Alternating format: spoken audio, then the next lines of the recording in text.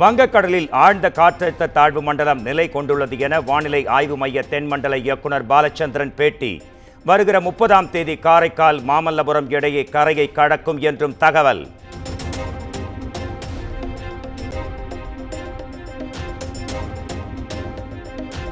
ஆழ்ந்த காற்றழுத்த தாழ்வு மண்டலம் இன்று மாலை தற்காலிக புயலாக வலுப்பெறும். வலுவான புயல் உருவாக வாய்ப்பில்லை என்றும் பாலச்சந்திரன் கணிப்பு.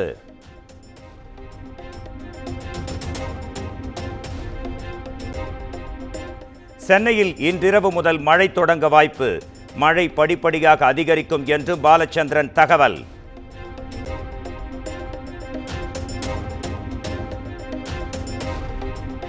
வருகிற 30ஆம் தேதி சென்னை, செங்கல்பட்டு உள்பட 7 மாவட்டங்களுக்கு ரெட் அலர்ட் எச்சரிக்கை. புதுச்சேரியிலும் அதி கனமழை பொழியும் என்றும் வானிலை ஆய்வு மையம் தகவல்.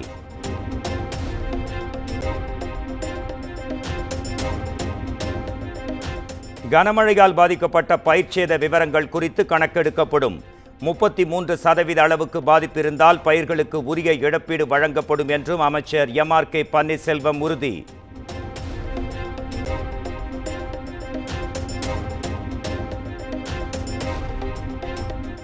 மழை விட்ட பிறகு சேதமான பயிர்களுக்கு உரிய நிவாரணம் வழங்கப்படும். நாகையில் பயிர் பாதிப்புகளை பார்வையிட்ட பின் அமைச்சர் அன்பில் மகேஷ் பேட்டி.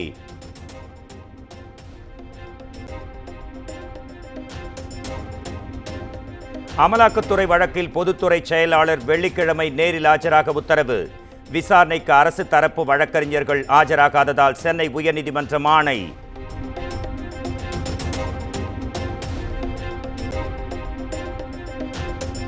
படகு கவிழ்ந்து நடுக்கடலில் சிக்கிய கடலூர் மீனவர்கள் பத்திரமாக மீட்பு. கடலோர காவல் படையின் ஹெலிகாப்டர் மூலம் 6 மீனவர்களும் மீட்கப்பட்டதாக தகவல்.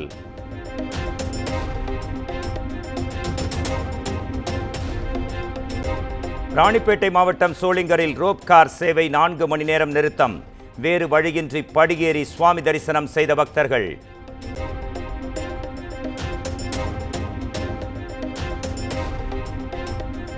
ஆம்ஸ்ட்ராங் படுகொலை வழக்கில் கைது செய்யப்பட்டவர்கள் சென்னை முதன்மை அமர்வு நீதிமன்றத்தில் ஆஜர். சிறையில் உள்ள 27 பேரையும் விசாரணைக்காக நீதிமன்றத்தில் போலீசார் ஆஜர்படுத்தினர்.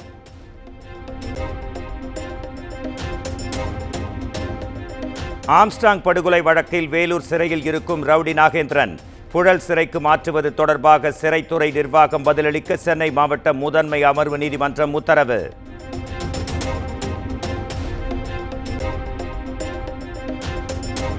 தமிழக வெற்றிக் கழக மாநாட்டின் போது உயிரிழந்தவர்களின் குடும்பத்தினருக்கு விஜய் நிதி உதவி.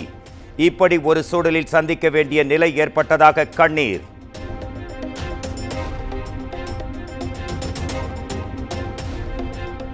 சிதம்பரம் கோயிலில் கனகசபை மீது நின்று தரிசனம் செய்வது பற்றிய திட்டம். டிசம்பர் 12ஆம் தேதி வரை பொது தீட்சிதர்கள் தரப்புக்கு அவகாசம் வழங்கி சென்னை உயர்நீதிமன்றம் உத்தரவு.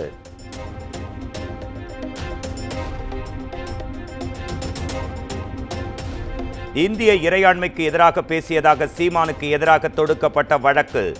சென்னை ஜார்ஜ் டவுன் நீதிமன்றம் விரைவாக விசாரித்து முடிக்க சென்னை உயர்நீதிமன்றம் உத்தரவு.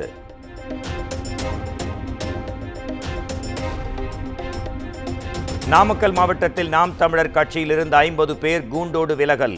ரஜினியை சந்தித்த பிறகு சீமான் மதவாதத்தை ஆதரித்து பேசி வருவதாக கட்சியிலிருந்து விலகிய மாவட்ட செயலாளர் அதிருப்தி.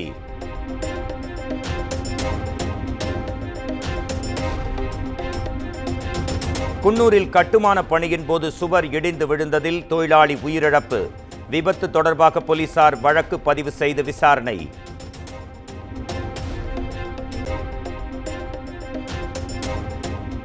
பொதுநல வழக்கு தொடரும் மனுதாரர்கள் குற்றச்சாட்டுகள் குறித்து உரிய ஆதாரங்களை தாக்கல் செய்ய வேண்டும். தாக்கல் செய்யப்படாத பட்சத்தில் கடும் அபராதத்துடன் தள்ளுபடி செய்யப்படும் என்றும் உயர்நீதிமன்ற மதுரை அமர்வு எச்சரிக்கை.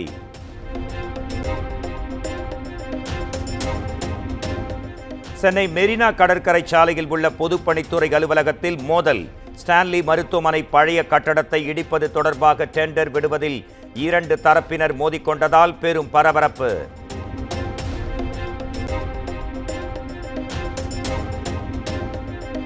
ஜார்க்கண்டின் முதலமைச்சராக 4வது முறையாக பதவியேற்றுக் கொண்டார் ஹேமந்த் சோரன்.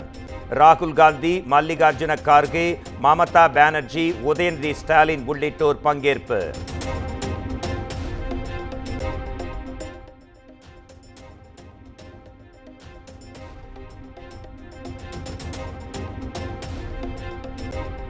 ஜார்க்கண்ட் முதலமைச்சர் பங்கேற்பு விழாவில் பங்கேற்ற துணை முதலமைச்சர் உதயநிதி ஸ்டாலின் தமிழ்நாடு அரசின் சார்பில் ஏமன் சோரனை வாழ்த்துவதாக பேட்டி.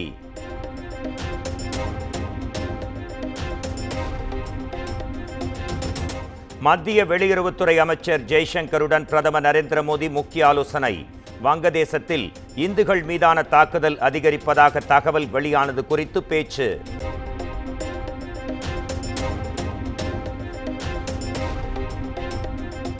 தலைநகரில் காற்று மாசுபாடு செயல் திட்டம் 4 டிசம்பர் 2 வரை நீட்டிக்க உச்சநீதிமன்றம் உத்தரவு. பஞ்சாபில் விவசாய கழிவுகளை தடுக்க ஆக்கப்பூர்வ நடவடிக்கைகளை மேற்கொள்ளவும் வலியுறுத்தல்.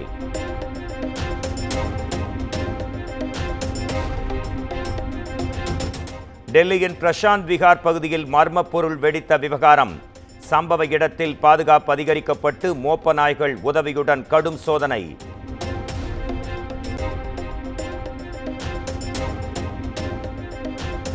காசாவில் உள்ள நஸ்ரியா தகுதிகள் முகாமில் இஸ்ரேல் தாக்குதல். பாலஸ்தீனியர்கள் 9 பேர் படுகொலை.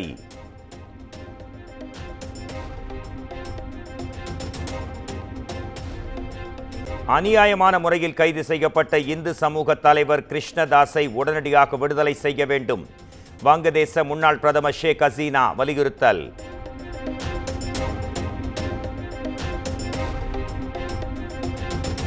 ஆஸ்திரேலிய பிரதமர் ஆண்டனி அல்பானிசுடன் இந்திய கிரிக்கெட் அணி வீரர்கள் சந்திப்பு.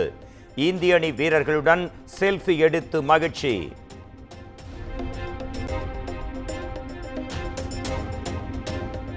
ஐரோப்பா கார் பந்தயத்திற்கு தயாரான நடிகர் அஜித் குமார். பார்சிலோனாவில் பயிற்சியில் ஈடுபட்ட வீடியோ வெளியாகி பெரும் வைரல்.